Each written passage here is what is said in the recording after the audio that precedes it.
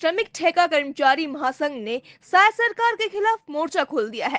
संगठन से जुड़े हजारों श्रमिकों के सामने इन दिनों रोजगार का संकट मंडरा रहा है, जिसके चलते इन लोगों के समक्ष परिवार के पालन पोषण की समस्या उत्पन्न हो गई है। श्रमिकों ने रोजगार के बदले रोजगार की मांग को लेकर सड़क पर उतरने की चेतावनी भी दी है। आइए जानते हैं मीडिया से बातचीत में श्रमिकों ने क्या कुछ कहा। क्या समस्या आप लोगों को? हमारी समस्या तो अभी बहुत सारा समस्या है, लेकिन हमारी मांग केवल जो मीटर रीडर स्मार्ट मीटर लगाया जा रहा है अभी के सेंट्रल गवर्नमेंट के थ्रू, उसके तहत में हम लोग का जॉब सिक्योरिटी चाहिए। जिस प्रकार मध्य प्रदेश सरकार ने अभी आउटसोर्स ऊर्जा विभाग में जितने भी आउटसोर्स हैं उनको 2/9/2024 को एक लेटर जारी कर दिया है कि आपको संविदा का दर राज्य और केंद्र सरकार के तहत लाभ दिया जाएगा। लेकिन हमारी जो मुख्यमंत्री हैं जिसके पास ऊर्जा विभाग है, उसके पास बहुत सारा आवेदन भी लगाए हैं, भेंट मुलाकात के लिए ज्ञापन भी दिए, राज्यपाल को भी दिए हैं, मुख्यमंत्री, प्रधानमंत्री, अपना चेयरमैन, जितने संबंधित विभाग में हैं हम लोग ज्ञापन के माध्यम से, हड़ताल के माध्यम से अवगत करवा रहे हैं। लेकिन आज दिनांक तक कोई ठोस जानकारी या कोई हमें ऐसा कोई रुझान नहीं दिख रहा है जिससे मीटर रीडरों को लाभ मिल सके।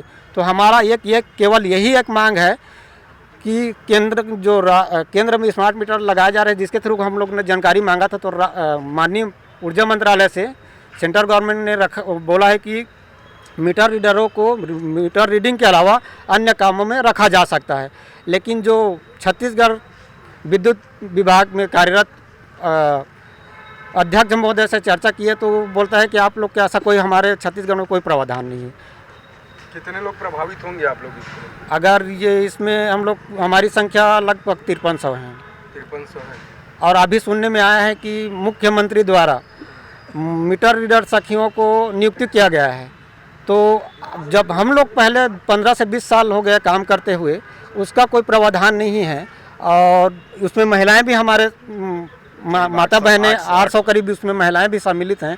वो रोडपति बनाया जा रहा है।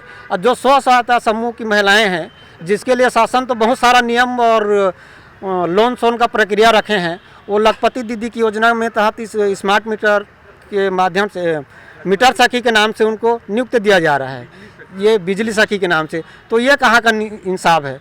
जब 15-20 साल से कार्यरत है मीटर रीडर, उसके लिए कोई भविष्य नहीं है। और योजना निकालकर जो सरकार आ रही है, पहले सरकार ने राजू क्लब मितान को इसमें डाल दिया था, अब जो सरकार है बीजेपी वो महिला सखी के नाम से डाल रहे हैं। तो हमारे लिए तो कोई उद्धार, कोई रास्ता ही नहीं दिख रहा है। सीएम साहब से मुलाकात हुई थी जनदर्शन में? जनदर्शन के थ्रू दिए थे, उसमें ज्ञापन दिया, उसमें जवाब आया है कि आप लोग को नियमितीकरण करने का कोई प्रावधान नहीं है। तो हम नियमितीकरण नहीं मांग रहे हैं, हम केवल काम के बदले काम और रोजगार मांग रहे हैं। जो मोदी ग्रांटी अभी ब्रांड देश नहीं पूरा विश्व जानता है कि मोदी ग्रांटी भारत में चल रहा है, उसका अस्तित्व है।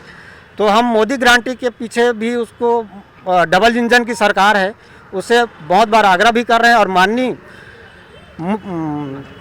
महामहिम राज्यपाल को भी ज्ञापन दिए हैं, राष्ट्रपति को राज्यपाल के थ्रू ज्ञापन दिए हैं कि हमारा कुछ किया जाए। तो मोदी ग्रांटी से हमें पूर्ण आशा है। और विष्णुदेव साय से भी मुख्यमंत्री से पूरा आगे फिर आप लोग नहीं सुनेंगे तो अब अभी रणनीति संगठन के द्वारा तय किया जाएगा। अभी आचार संहिता है, उपचुनाव है, तो इसलिए आगे की अभी 5 दिन की सांकेतिक हड़ताल में जाने का निर्णय लिए हैं। अगर उस टाइम कुछ नहीं होता तो फिर अनिश्चित करने के लिए बाध्य रहेंगे। सर, हम लोग इतने सालों से भाई बहनें काम करते आ रहे हैं, आज ये दिन देखना पड़ रहा है कि स्व सहायता समूह के द्वारा बिजली सखी बनाया जा रहा है और हम लोग रोडपति बनाया जा रहे हैं। उन लोगों को लखपति के नाम से उन लोग को बिजली सखी बिल बांटने के लिए अभी काम सिखाया जा रहा है। तो हम लोग क्या करें? हम लोग को काम के बदले काम चाहिए, रोजगार से ना निकाला जाए, बस यही कहूँगी। बस परिवार भी आप पर निर्भर होगा? परिवार भी हमारे पूरे निर्भर हैं इस पर, रोजी रोटी पे, हमारे जॉब पे पूरा खतरे आई है पूरा परिवार। किस साल से कर रही हैं आप यहाँ सेवा दे रही हैं? 2016-17 से ही कर रहे हैं जी। अभी क्या है, कैसे नौकरी निकाल देंगे? दूसरा काम क्या करेंगे आप लोग? कुछ आता है काम? और नहीं सर, उसका हमारे पास अभी कोई उपाय नहीं, उसके अलावा कोई उपाय नहीं है। और परिवार भी तो हमारे ऊपर जिम्मेदारी है। और हम लोग इतने दिनों से मेहनत कर रहे हैं, कार्य कर रहे हैं, जो परिवार हमारे ऊपर डिपेंड है, वो परिवार तो हमारा जो परिवार है उनको भटकना पड़ेगा और हमको भी भटकना रोड पे आ जाएंगे।